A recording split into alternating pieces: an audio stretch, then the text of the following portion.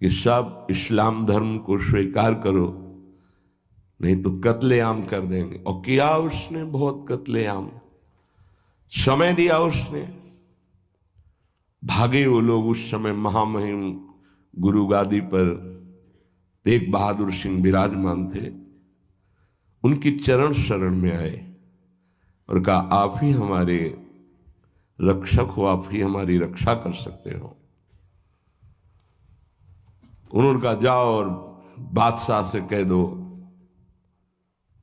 पूरा चरित्र तो बड़ा है कि अगर तेग बहादुर सिंह को इस्लाम स्वीकार करवा दो तो हम बिना किसी शर्त के सब कश्मीरी पंडित आपकी आज्ञा का पालन करेंगे। एक को परास्त कर दो तो हम सब परास्त ही हम स्वीकार कर लेंगे। फौरन उसने बहुत ही अन्य धर्मों की तरफ उसका नकारात्मक भाव था। उसने आदेश किया बंदी बना के तुरंत तेग बहादुर सिंह को दिल्ली में उपस्थित किया जाए। सैनिक गए। बल विक्रम गुरु गादी में प्रथम से चला आ रहा है।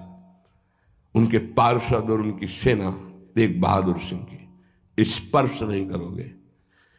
गुरु तेग बहादुर सिंह के सामने शर्त रखी कि बादशाह के सामने तुम चलते हो या तुम्हें बंदी बना के ले चले। उन्होंने कहा तुम चलो, हम सत्य पर चलने वाले हैं, हम स्वयं चल के आ जाएंगे, तुम्हें बंदी बनाने की जरूरत नहीं। बहुत ही नाम कीर्तन होते हुए, भगवत भक्ति का प्रचार करते हुए, खूब झूमते हुए पहुंचे। बादशाह ने तत्काल उनको काबू में किया। देखा कि अब वो तो अपने वैभव के साथ बंदी बना लिया और कहा हमारे धर्म को स्वीकार करो।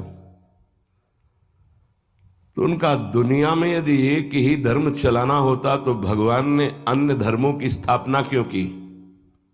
इसका मतलब है अपनी अपनी जगह अपने धर्म का पालन करना परम कर्तव्य है। तो तुम अपने धर्म में मुझे कैसे बदल सकते हो? तुम्हारी सामर्थ्य नहीं है। बड़ी कष्टप्रद परिस्थिति प्रकट की उसने। बहुत ही क्रूर कर्मी, एक नहीं बहुत महापुरुषों को, बहुत महापुरुषों को बहुत प्रकार से दंड दिया है इसने। एक लोहे के पिंजड़े में गुरु तेग बहादुर सिंह को बंद कर दिया। सैनिकों को, उसके पास अपार सैन्य बल था, तत्काल बंदी बना लिया गया। बहुत दिन तक उनको प्रताड़ित किया गया लोहे के पिंजड़े में, बहुत तरह से।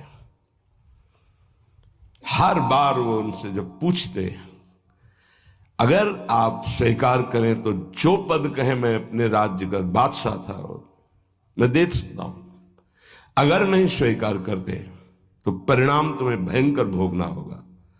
तो उन्होंने हंसते हुए कहा कि प्रभु ने जिस धर्म में मुझे स्थापित किया है, तेरी सामर्थ्य क्या है?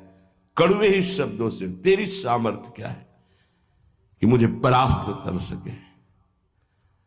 और उस समय उन्होंने पद गाया, भाई मैं धनु पाइयो हरि नाम।